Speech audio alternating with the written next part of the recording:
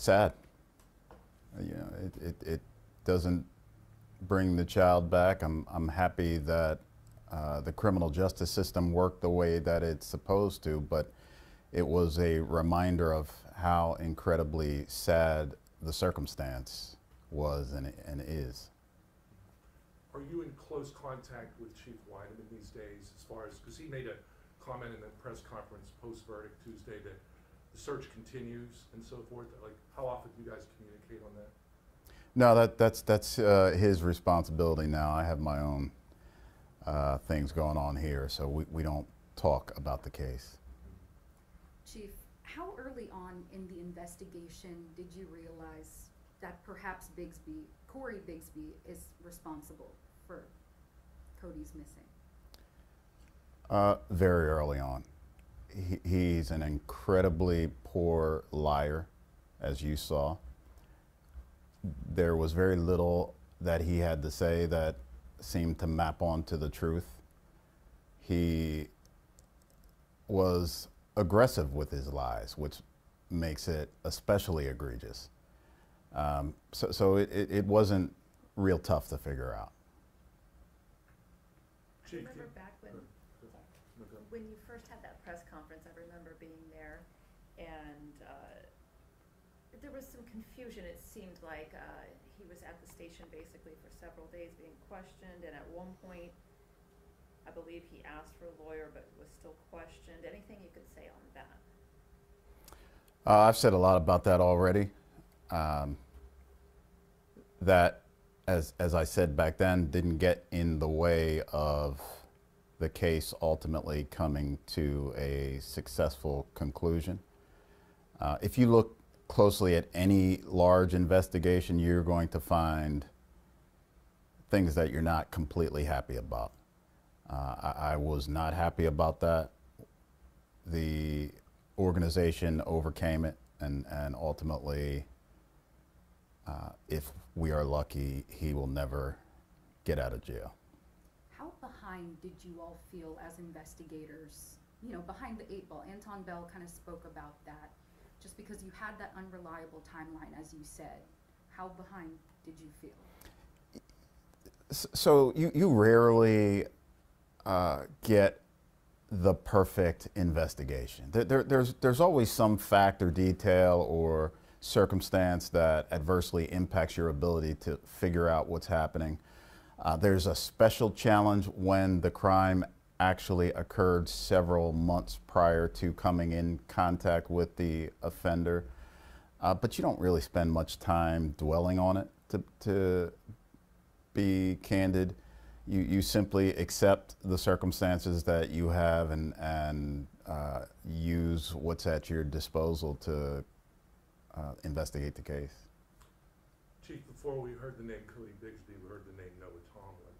Can you talk about just those two cases when a child is involved in a crime that's horrendous, that involves a young victim? So I actually was police chief in Pennsylvania still when the Noah Tomlin case was going on, but I heard a lot about it from the investigators and officers who were working both cases, and it certainly is emotionally difficult for those who have experienced both of them. You don't go through this career without that happening at some point, and when it does happen, you never forget it. Those types of investigations keep pieces of you, keep parts of your soul, and I don't think you ever recover from it. Chief, yesterday we had the opportunity to talk to him in jail in Suffolk. Did you have a chance to see any of that? I saw a lot of it, yes. What were your thoughts when you saw that? A writer said, "A tale told by an idiot, sound and fury signifying nothing." That's what I thought. You were in the courthouse early on during jury selection. You were subpoenaed for the entire week, correct? Yes, Were you subpoenaed as a defense witness? I was. What were you prepared to testify to? Or what did they want you to testify about? Well, I don't know. And I don't think they knew, which is why I didn't testify. Speaking of the defense, they suggested multiple times an incomplete investigation from the police officers. What's your response to that assertion made in court? I'd ask them what they think now. Sir, I'm curious about I won't talk too much about the letters, but in the letters that he allegedly wrote, he listed an address in Maryland that I believe you and other agencies searched, and nothing came of that search. I was curious, was there ever discussion of having him actually ride along to show that location? Well, we did talk about that. And, you know, at some point, if you spend any time with him, you come to believe him so little that it doesn't seem useful to ask for his assistance. And I think that is true for that circumstance. That would have been a thorough waste of our time. We know you're not over Hampton Police Division anymore, but what are your hopes? Maybe the recovery of Codi? What do you want to see? You know, for Codi's family, I hope that they get some peace out of the criminal justice system working. Having interacted with Cory Bigsby, I am not hopeful that we will ever find out what happened to Codi. I'm not at all hopeful.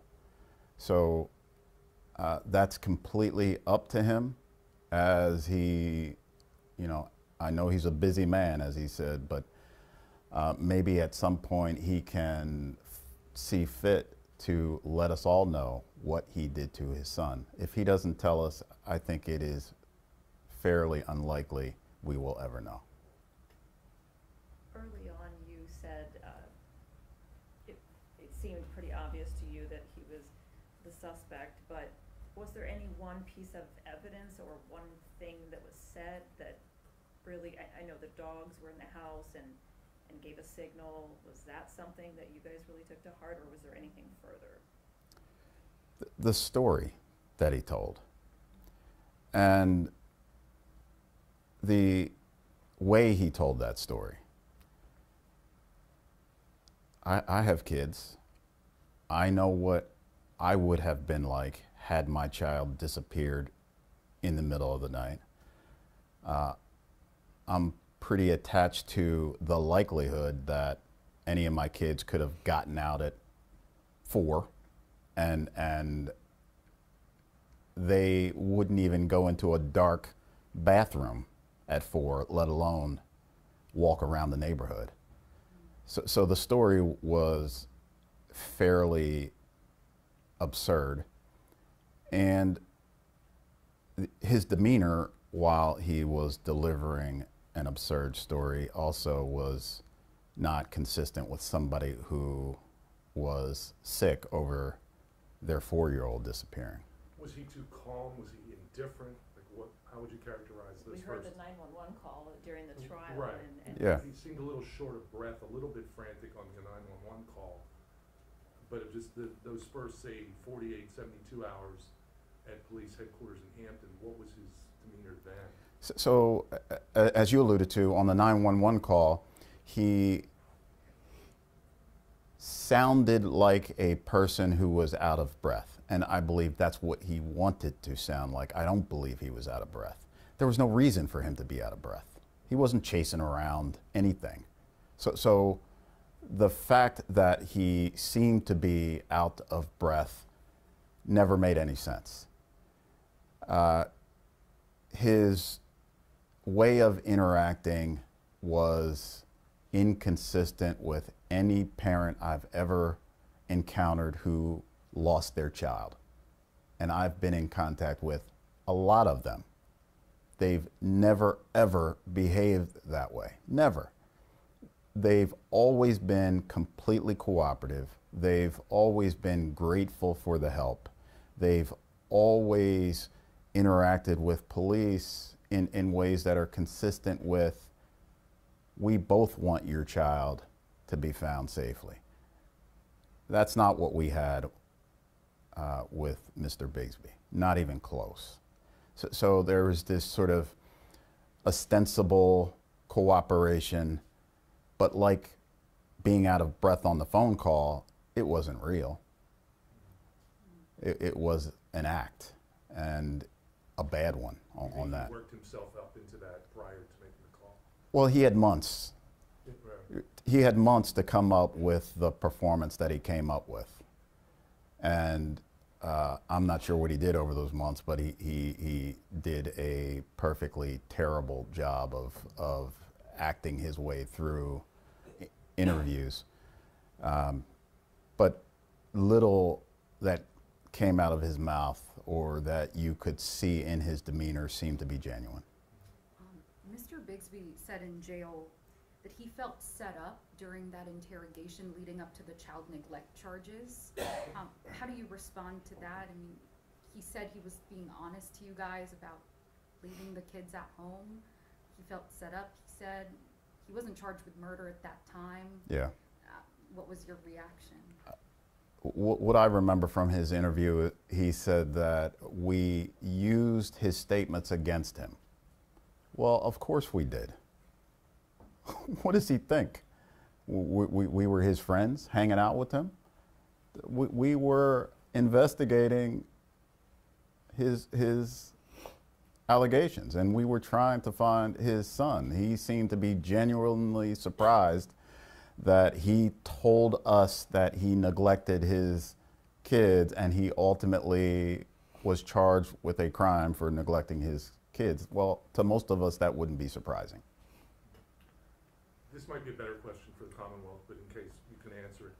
Once he made the statement that was discovered in his cell December 25th of 2022, where he gave more detail and talked about beating the child to death, why was the case never charged as first-degree murder?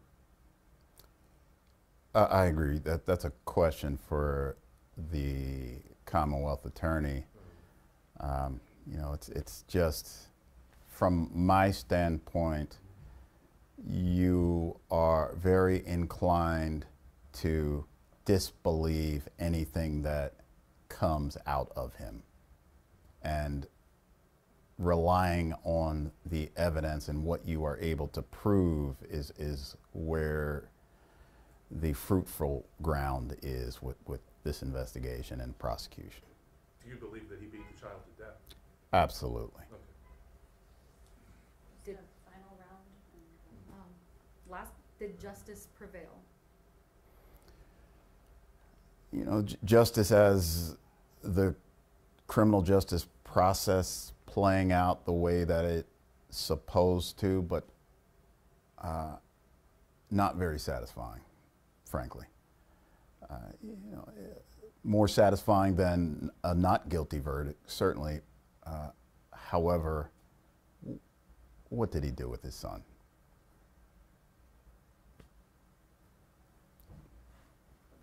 Okay. Thank you.